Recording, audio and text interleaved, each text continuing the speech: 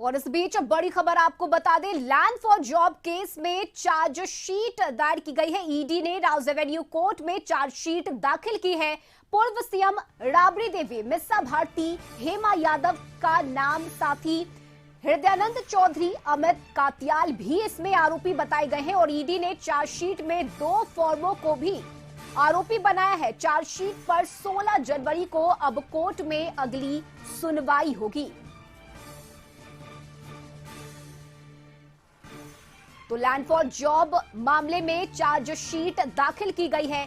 ED ने दिल्ली के Rouse Avenue court में यह चार्जशीट दाखिल की है। और इस चार्जशीट में पूर्व सीएम राबड़ी देवी, मिसा भारती, हेमा यादव का नाम सामने आया है। साथ ही हृदयानंद चौधरी, अमित कात्याल भी इसमें आरोपी है। और ईडी ने चार्जशीट में 2 फर्मों को भी आरोपी बनाया है। और इस चार्जशीट पर कोर्ट में सुनवाई 16 जनवरी को की जाएगी।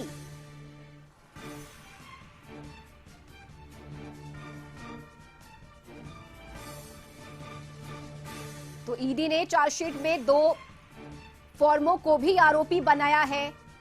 लैंड फॉर जॉब केस में ईडी ने यह चार्जशीट दाखिल की है।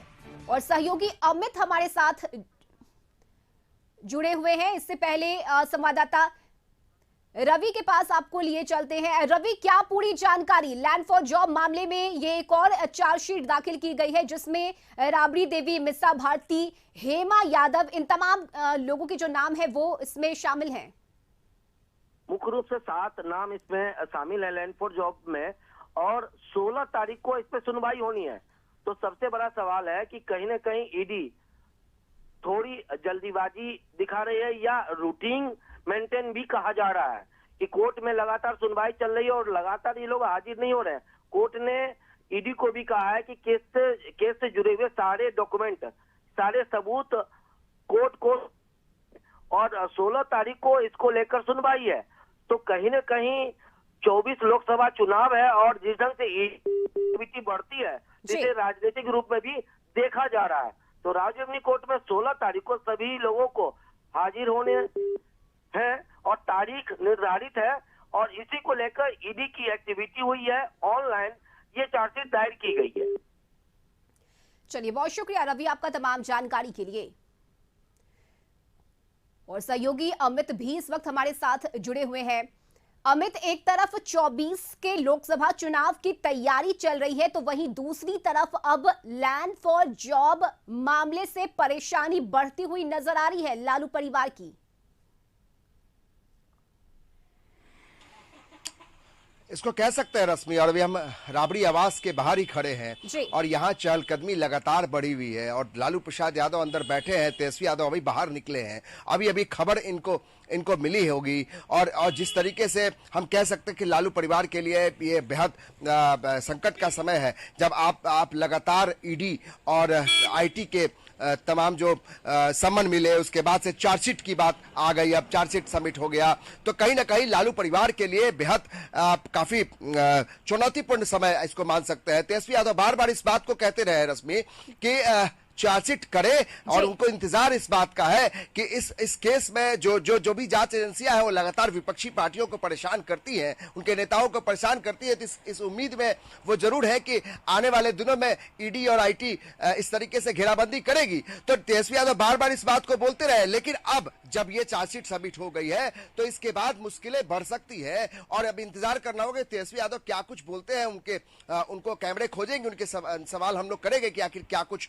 इस चार्जशीट के बाद वो बोलते हैं। लेकिन महत्वपूर्ण यह है कि ईडी ने एक तरीके से थोड़ा सा कसा है अपने एथी को, और समझिए कि रश्मि की लगातार जांच एजेंसियों को लेकर जो विपक्षी पार्टियां ये सवाल उठाती रही हैं, अब जब ये ईडी ने कार्रवाई की है, चार्जशीट सबमिट की है, तो हो सकता है कि तमाम विपक्षी पार्टियां लगातार इस बात को उठाएंगी कि जांच एजेंसियां इनको घेरने की कोशिश कर रही है। लेकिन लालू पहले जो विपक्षी पार्टियां हैं उनकी तरफ से यह भी कहा गया था कि 22 जनवरी से पहले आपको ईडी की जो कार्रवाई है वो देखने को मिलेगी। और ये चार्जशीट दाखिल करना जिसमें लालू परिवार के सदस्यों के नाम है, चाहे बेटी मिसा भारती की बात करें, हेमा यादव की बात करें, इन कुल मिलाकर 7 लोग हैं जिनके नाम है इस चार्जशीट में।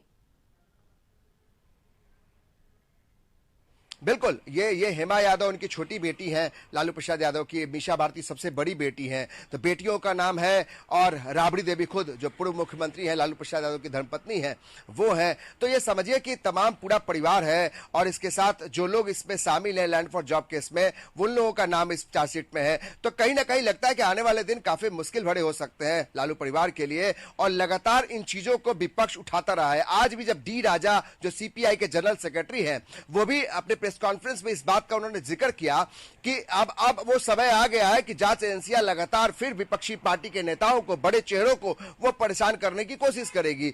और ये जब चार्जशीट सबमिट होती है तो इसके बाद बयान ये आना लाजमी है कि तमाम जो विपक्षी पार्टियां वो बोलेंगी कि देखिए किस तरीके से लालू फैमिली को टारगेट किया जा रहा है, और ईडी जो चार्जशीट सबमिट की है तो इसके मायने ये है कि अब लालू फैमिली इस मुश्किलों में और पड़ सकता है। तो ये विपक्षी पार्टियों का अपना कहना होगा, दलीलें होगी, लेकिन हम ये जरूर कह सकते हैं कि जो चार्जशीट सबमिट हुई है, इससे आने वाले दिनों में मुश्किलें हो सकते हैं, मुश्किल बढ़ सकती है लालू फैमिली के लिए। चलिए, बहुत शुक्रिया अमित आपका तमाम जानकारी के लिए। तो दिल्ली के राउज एवेन्यू कोर्ट में ईडी ने चार्जशीट दाखिल की है, जिसमें पूर्व सीएम राबड़ी देवी, इसके साथ ही मीशा भारती, हेमा यादव सहित 7 आरोपियों के नाम है।